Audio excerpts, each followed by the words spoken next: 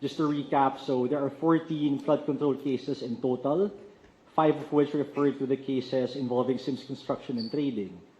These are all within the 1st District of Bulacan province. So out of the 5 cases of those 14, 2 have been referred to the Ombudsman, one of which was filed with the Sandigan Bayan, and this is the malversation case involving Bong Revilla. The other 3, 2 have been resolved for release. So these 2 cases have been resolved and will be released very soon. One of the 3 will be released next week. So that's what we can ensure the public, that 2 of those cases have been resolved and will be for immediate release.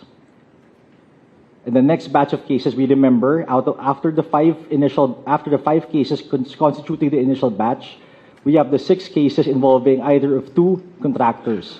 That's Wawaw or Top Notch Catalyst Builders.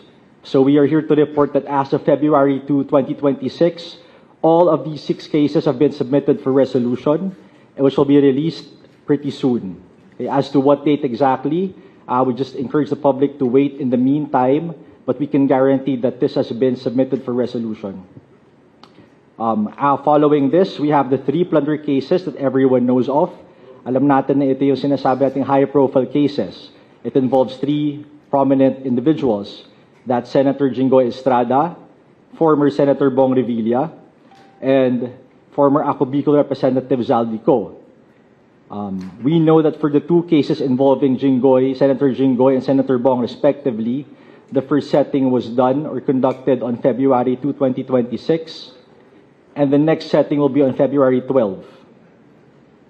As I've reported to the media previously in a press briefing, yung kaso po ni Senator Jinggoy, of which former DPWH Secretary Manuel Bonoan was also a co-respondent, was only for the receipt of the complaint and the corresponding evidence or documents attached to the complaint filed by the NBI. So the filing of the counter affidavit for these cases will be at the next setting. That's on February 12. And as for the plunder case against former Representative Zaldi Co, the DOJ reports that it is now submitted for resolution.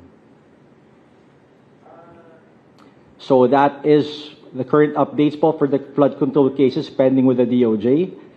Well, it would not be accurate to say pending with the DOJ since dalawa po doon is already with the Ombudsman. One has been filed with Sandigan Bayan. That's the malversation case against Senator Bong Revilla.